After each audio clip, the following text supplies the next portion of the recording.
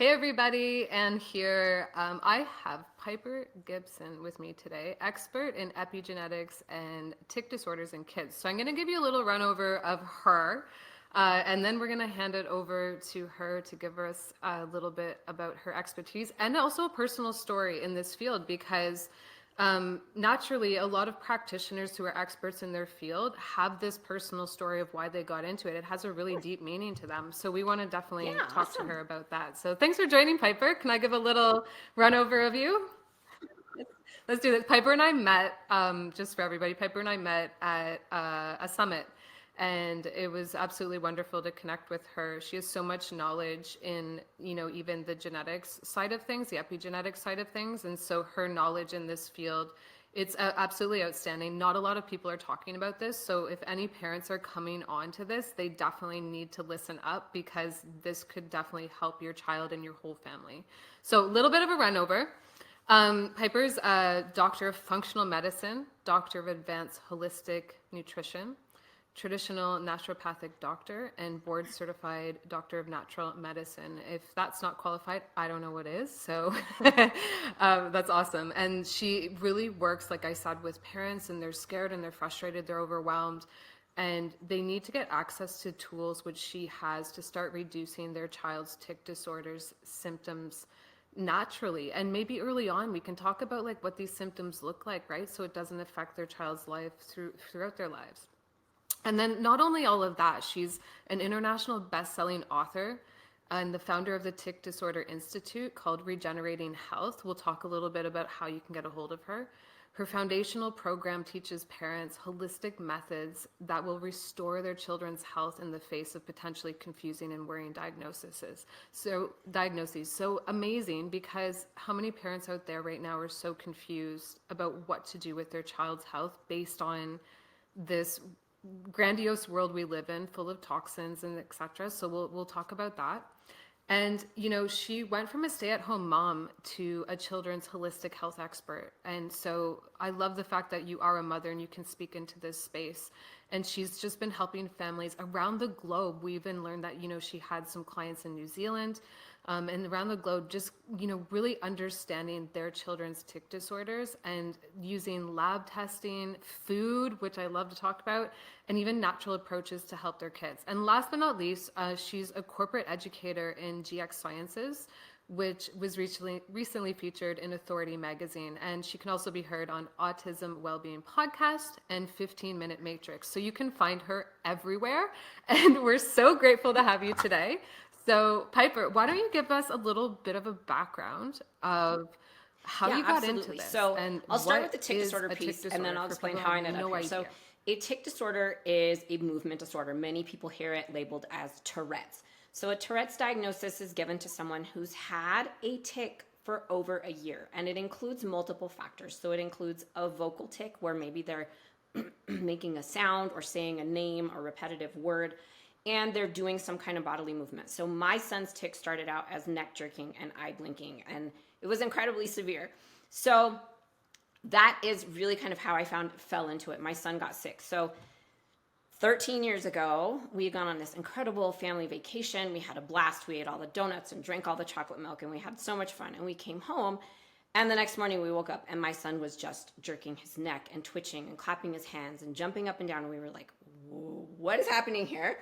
So we took some video. We went to the pediatrician. The pediatrician was like, well, we think it's a tic.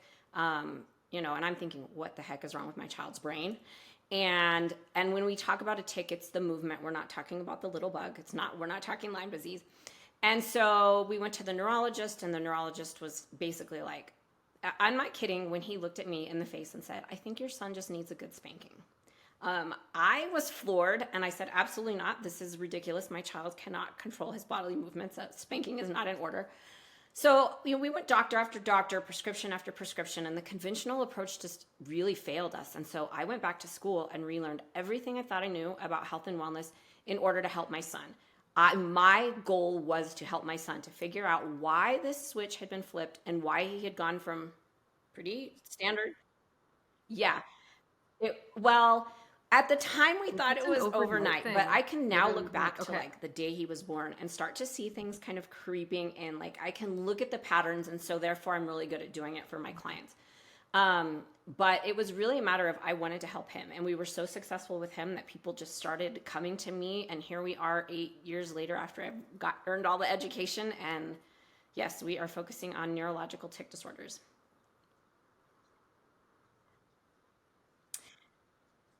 Well, he's Love waiting for it. a tow Love truck. it. And just where's your son at now, based on everything Right. that he's been through? So yes, he's doing things I never thought he would do. He's 19. So he's He's in driving. That's good. college. He is thriving. He is about to apply for the university fire department.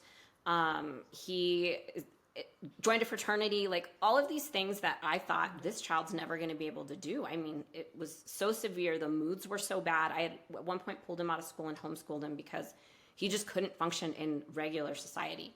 And we've done all of the work, and now he's doing fabulous.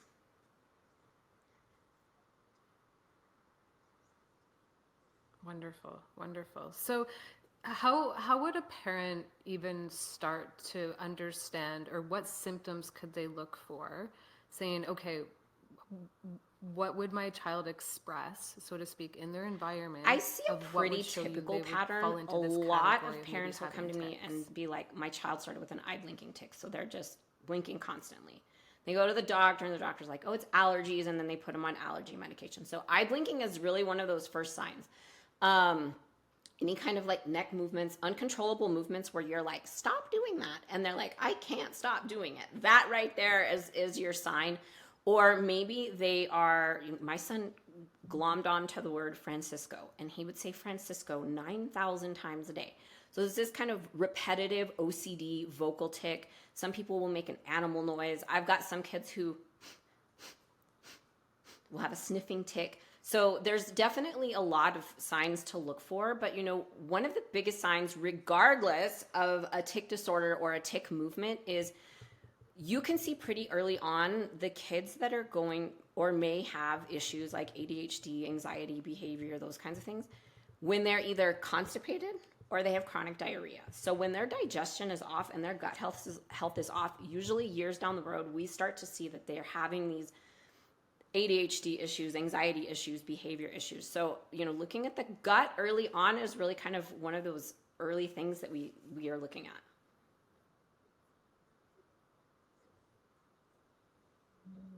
Okay, and so the gut, interesting, because a lot of people are into this now, and how the gut speaks to the brain, let's say.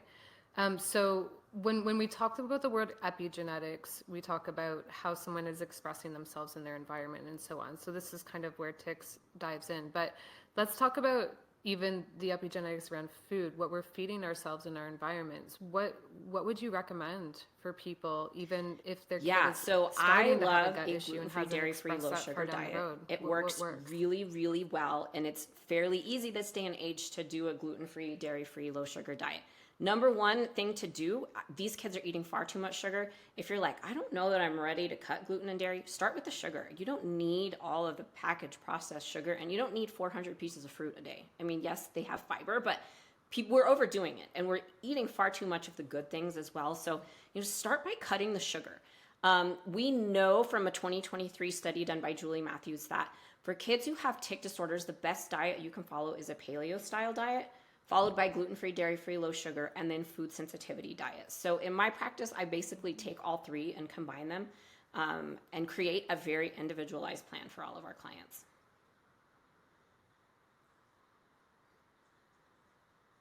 Are there any top foods in there that you see across the board? Yeah, where you're saying, definitely okay, that connection everyone for the could really gluten and the benefit dairy from and the X, sugar. Y, and There's Z? several studies involved around all of them. When it comes to Tourette's, there was a study, I want to say like 2018, where they looked at gluten, dairy, and sugar, and they found that 70% of the participants saw a decrease in symptoms when they took them out. But the Tourette's Association didn't accept it because there wasn't enough people in the study. So there wasn't enough participants. So it wasn't highly published, but the details and the information are out there. But I definitely see if you have a kid who has a gut issue, dairy is usually a huge culprit for constipation. But on the other hand, it can be a huge culprit for diarrhea. It really depends on the individual.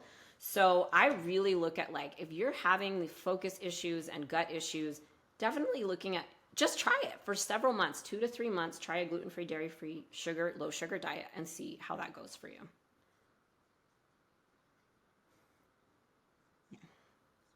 Right. And so parents are probably thinking, okay, I'm going to cut all this out.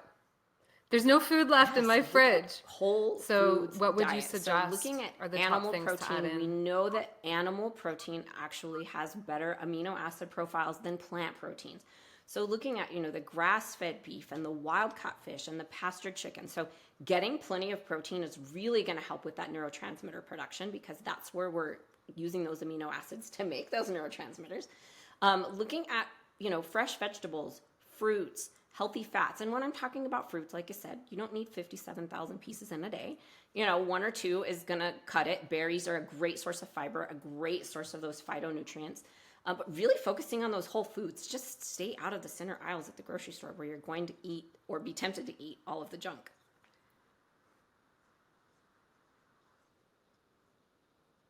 Right, right. And so if someone just changes food alone, and in our epigenetics field, we say that's an environmental change. That's one out of probably many factors. But since we're on the topic of food, when you change that one thing, what's the biggest result that you've noticed in So kids for my by just clients, changing that? And a you said lot of kind people, a 2 not to 3 every one month of them, but a lot of period. people start What to do see you that notice? reduction in the tic symptoms. We're reducing the inflammation in the body by removing those inflammatory foods.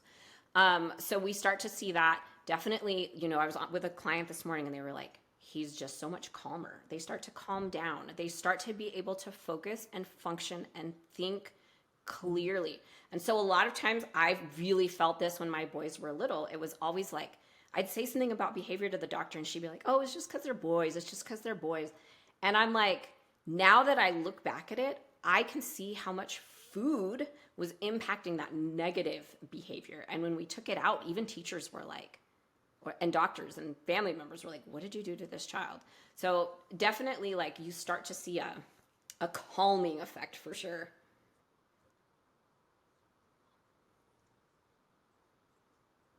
Okay. And then what else have you noticed? What else have you had to change? So food's a big thing because we're doing this, 3 or 4 or 5 times a day eating, right? But what else have you noticed in Rest regards is to definitely key. human I activity, mean, we even like have sleep kids and that are things like like that? Anything with else? their iPads 24/7 like this.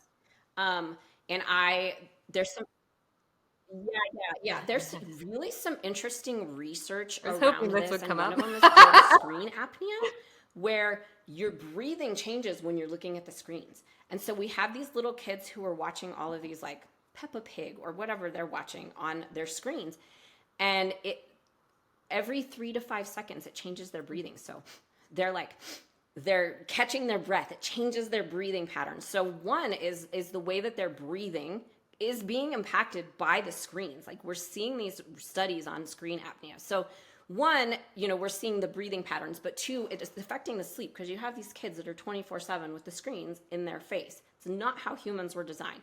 So one is, get the screens out of your room, get the electronics out of your room. I mean, even having like an alarm clock that's plugged into the wall next to your bed might be giving off some EMFs. Like, trying to give yourself a nice, cool, quiet, dark space where your child can sleep, because they are going to do most of that repair work on their body, on their immune system at night while they're resting. So sleep is absolutely key and absolutely critical for these kids. Really looking at movement as well. I mean, when we're back to the screens, there's so many kids that just exercise their thumbs. Like, they come home from school and they sit on their butts and they're exercising their thumbs. We need kids out being active. We're going to make and utilize neurotransmitters better in our gut when we're active. It's going to help our digestion. So exercise is key. And then, of course, when we look at all of the environmental factors, that is a huge part as well. And we do a lot of changes in regard to that.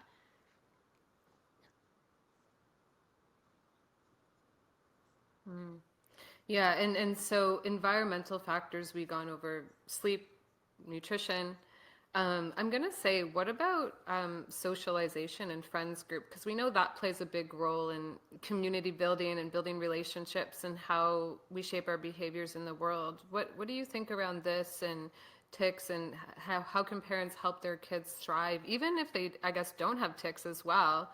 and you're saying, okay, my child still has a behavior issue. I'm going to do the cleanup that you suggested, which I think is Yeah, amazing. so I What do ran you into see this around when like my children influences were around little. I was in a lot of social? different I moms like that groups, you and said that. there were moms who would be like, I don't want her to play with, well, I don't want their kids to play with our kids because they don't behave. And so, what really mattered to us was when we started changing the diet, we started to see those changes in behavior. And so, it was much easier for my kids to get out and be social because they weren't having this clogged up system and their behavior was so much better. So, that was really part of it. But it really is important to have this socialization. I think the issue for a lot of kids with tics and Tourette's is that it's an outward symptom. Like people can see it. And so a lot of these kids feel ridiculed or looked down on. And so it's really about getting parents involved, explaining to them, making sure that they have a good friend group that is not damaging and is really on the helpful piece. And so, yes, it's important, but I do feel like kids in this area really struggle because so many of them are really embarrassed about not being able to control those bodily movements.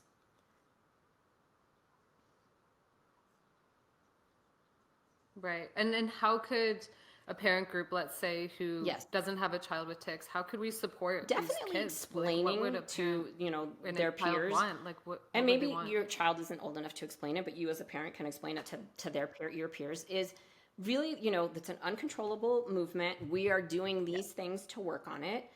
Really explaining your situation and just being open and honest about it, and just letting people know like this is not something that they can control. We are working on it. And I think what freaks some people out about Tourette's is what they see on TV is people are cussing and like this kind of thing. It's actually very rare. That's not really I've had 2 clients who've had that issue. But I think it's a matter of really just getting in and educating people. So you as a parent want to have a good understanding of whatever it is your child is dealing with, and then have to be able to turn around and kind of explain that to, and you'll have to explain it to family. You'll have to explain it to friends. So for us, one of the best ways that we do that is we record everybody's results. We do a lot of testing, we record their results, and I say share this with your friends and your family so that they have a better understanding of what's really going on inside your child's body.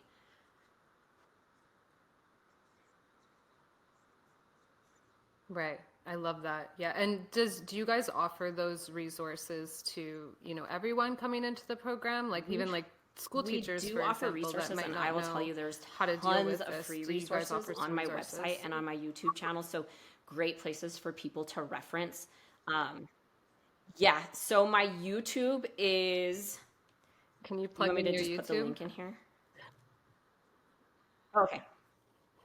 Yeah, so our YouTube is Tic That Disorder or say it Secrets. out loud and we'll put the link in below too. And then my website is Great. Okay. www.regenerating.health. But tons of good free information. And that's something that my clients love, whether they have been a long time client or they're just coming in. I have so many parents who are like, we really truly appreciate all of your free resources because it gave us such an education that we're not getting from the conventional space. Yeah. Wonderful. Oh, thanks for that. I think that's going to help loads of people just understand. And just, I want to dive into a little bit. So I want your internal personal story as well, which we spoke about. And I'd love to save that for the end because it's like, what was your journey around this as a parent? Oftentimes, we're putting so much effort into our children. And it's like, well, what was your learnings? What was your journey? How do you see the world differently kind of thing?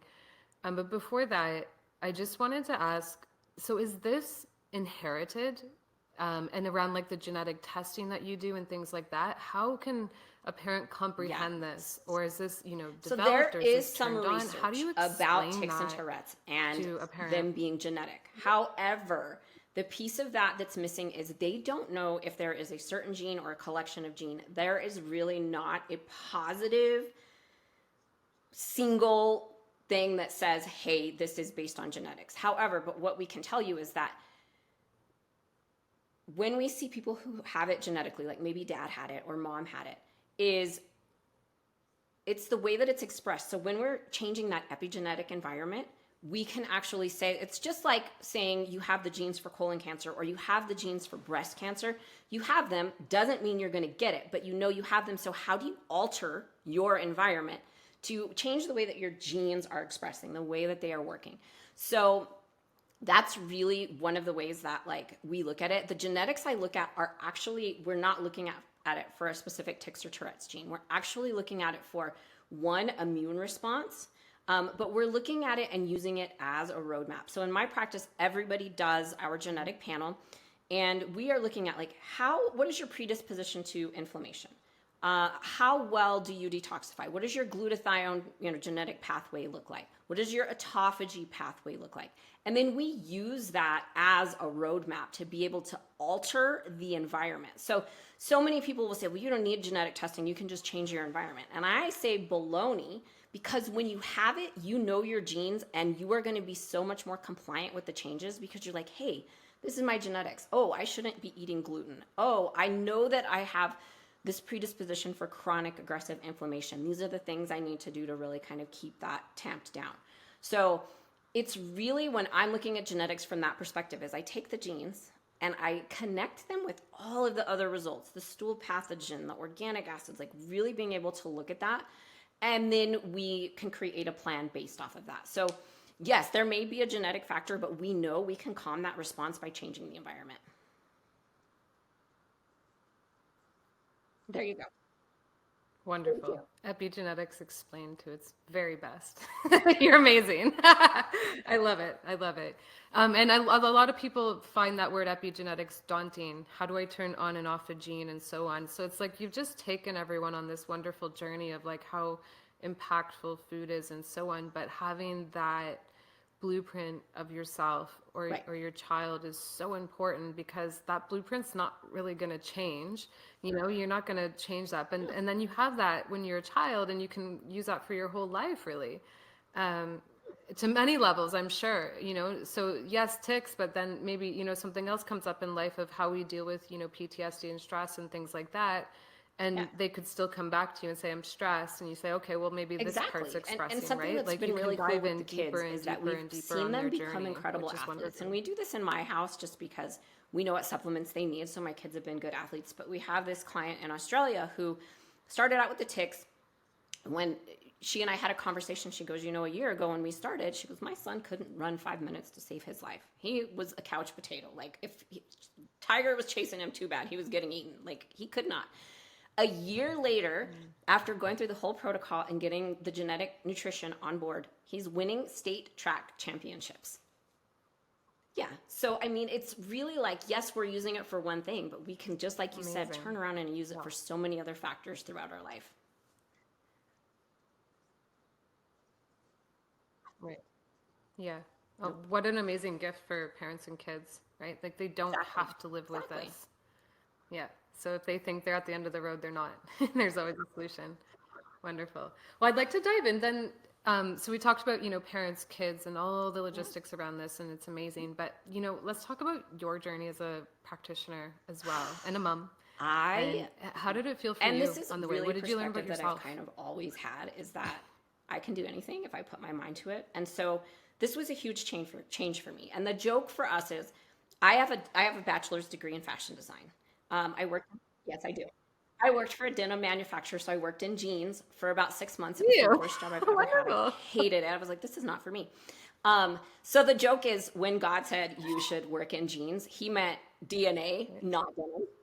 Um, but yes, so for me, it was really like doing I like that. doing a 180 on my knowledge and really learning something completely new from scratch. And it just I went down the rabbit hole. I started researching, and then I was like, oh, well, I'm just going to go back to school. So I think it really changed me, and it put me on a whole new pathway that I never 20 years ago imagined that I would be doing what I'm doing right now. And I love it so immensely. The genetics, the helping the families, like I just love it. So it's definitely changed my whole entire roadmap. Yeah.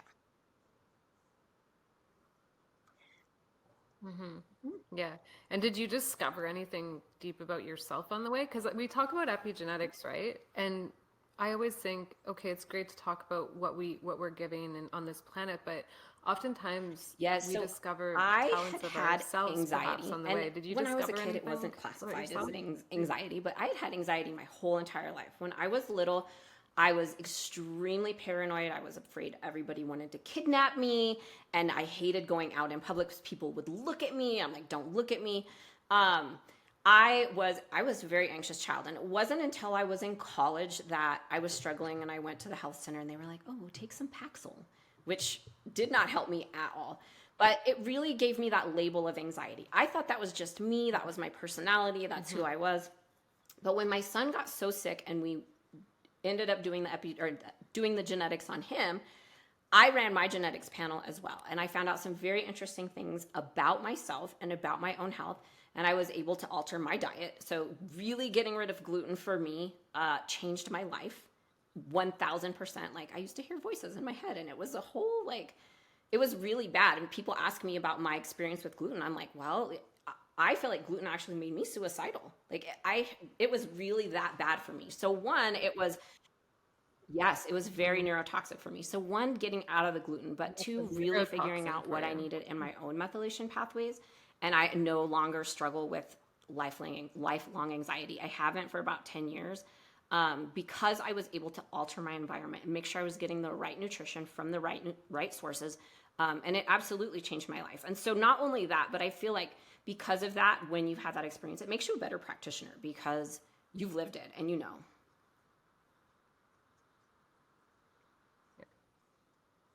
Yeah, totally.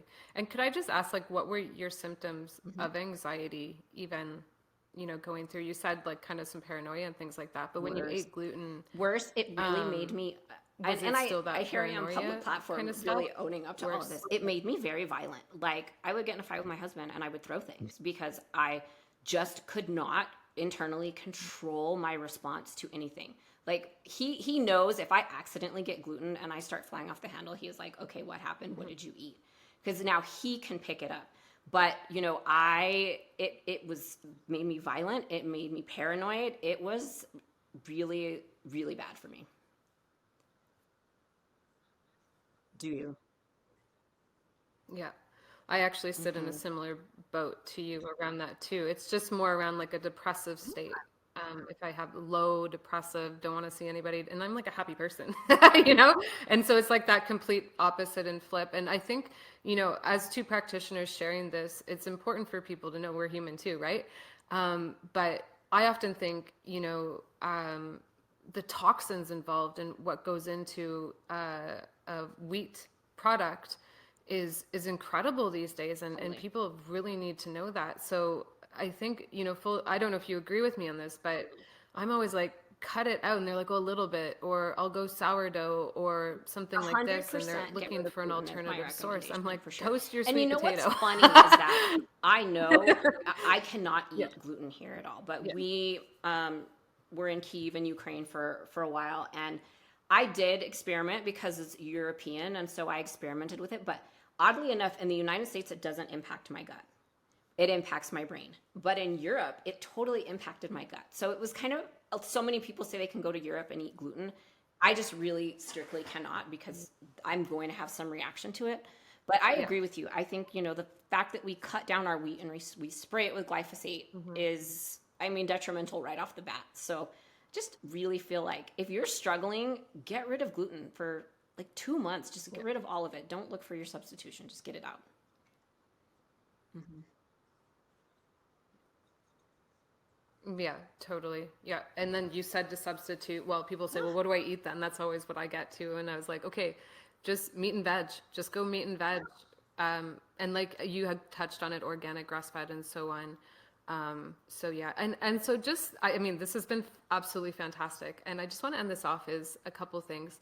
Do you do any kind of like mindset work daily? Because with everything you've been through as a mother and a practitioner and flipping your life around to doing something Yeah. brand new, like that's not necessarily an easy thing for people to do, Yeah, so going on their I path. love Like, meditation. It's what very is your calming to mindset me. around this? What do But you I actually practice? have, and then this is going to sound woo woo.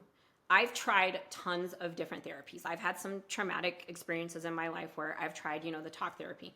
I actually have an energy healer that I work with. Um, 10 years ago, it would not have been something I would ever have tried. But I was Wonderful. like, you know what? Let's try it. Let's see what happens. It's completely changed my life. So we do a lot of work around like, where did the trauma start, and then clearing that energy. So, it's really changed my life. And a lot of those quote unquote woo woo things really have some basis, and they really work for some people. So I do a lot of that. I do a lot of meditation. I'm a really just kind of positive, like, can do person anyway. Like I said, I've always been like, teach me to do it. I can do it. Yeah. Right. Yeah. Well, that's one. Thanks so much for sharing that because in the course that I offer Welcome. practitioners, I actually give them a really practical energy component healing. We are at the end of the day still Right. helping people heal. It's just been split off into categories and I guess classified in certain ways, but you're still a healer. I'm still a healer. It's just, what kind of category do you fit into? So it's wonderful that you're open to going to other alternative things Yep. that could actually help you. It's so great. And so just two more things, if you don't mind. Looking back, because you started this about 8, 10 years ago, right? Um, what would you Buckle up for a say to long ride. yourself 10 years ago, knowing what you know now? Buckle up for a long ride. Um, because I think, and I see this so often with the families that I'm Yeah. working with, is that you cannot see the forest through the trees. And really, for us, it took us so long on the healing journey. I mean, we had lived our way into it for 6 years. And I would say it probably took us about 6 years to really live our way out of it as well. I mean, we're 13 years in, but it was really a matter of just how we were going to get his immune system back on track. And I could have gone, conventional is like, well, there's nothing you can do about it. Um, if I had just given up, we wouldn't be where we are today. So, buckle up for the long road and the long ride. And it's not always going to be easy, but there really is hope at the end of the tunnel. And light at the end of the tunnel, you just have to stick to it. The changes, it's the long term changes to me that I really see the difference in. Right. Yeah. I really appreciate your commitment to that journey because not only has it helped you and your own family, but now you're reaching people globally and it's giving them hope at the end of the day as Yeah, well. And they might not have that 10-year cycle like you went through, exactly. right? Exactly. Yeah, Because you exactly. can We're help them looking at, probably a little bit 18 faster months, because a year to you did 18 the hard months ago, yards. we were seeing some big changes where like we just had to work our way into it. But even then, because of the society we live in, people want instant gratification. And I'm like, nope, you've got to live your way out of it.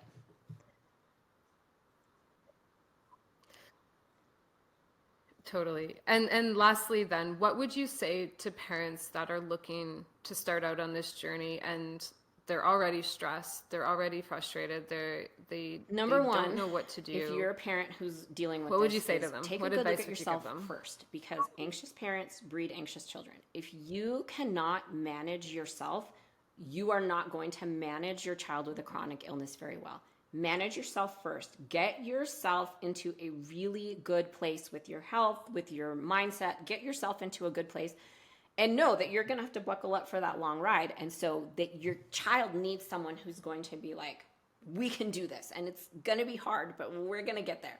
So really, number one is taking a good look at yourself and how you handle that as a parent. Um, and number two, just with that realization that you're going to have ups and downs. It's going to be a roller coaster. But there's a light at the end of the tunnel. So we recommend that parents who are really interested in learning more and making these changes is one, they could go to our website for all the free info. It's regenerating.health. But two, we offer a free consultation to anybody who wants it. So you can go to our website, regenerating.health, book a call with our team. I think it just says free initial consultation, and book a call with our team. The person who takes those calls, her daughter has been through my program, so she's a fantastic person to speak to. A lot of the people on my team have been through my program, worked with their kids, and then I hire them. So, I really feel like for parents, there's hope, but you also have to be able to manage yourself well in that. Mm-hmm. I love that. And I was just going to actually ask where people can find you. So that's great. They can book a free consultation on if they're thinking, okay, this is where I need to start with my kid, and discuss probably some of their more, some of their issues and symptoms that they're having, to see if they're a right fit with you guys. And I guess from a personal note, when I met you at Mindshare and we're sitting around that epigenetic table, I don't know if you remember that. I remember that. I was like, wow, when I started asking you what you did and, what kind of testing you use and things like that, I was like, holy smokes, this lady's done her homework. This is really amazing. And well, I'm speaking from my perspective in the world. It's like, I find I wasn't really aligning with people in the industry anymore, because I was like, well, I do my stuff this way and I'm more alternative, if you will. But I think this conversation is actually should be the mainstream model. And I appreciate all your openness and everything that you've, even shared with me on the way, because this is what's going to really uplift, our communities into longevity at the end of the day. Absolutely. So Piper, what you're doing is absolutely amazing. Yeah, so Thank you on so that much. note is Anything we else you actually wanted later this to year are launching add a in? genomics practitioner certification program. So providers that are interested in learning, the way that we're using specialty genomics in practice can get certified as an integrative genomic specialist. So, we're doing other things outside of just working with the neurological disorders, because the genetics for me is such a huge passion, and people ask me, like, how do you do it? And so it's come time that I'm like, all right, let me teach you. This is the next step. Great. So this is like the next step on your journey. Yeah. Yeah. I love it. I love it. Time to get out there and share your knowledge, because you have Awesome. lots of Thank it. you so much, Anne. All right. Awesome. Thanks so much, Piper. You're amazing.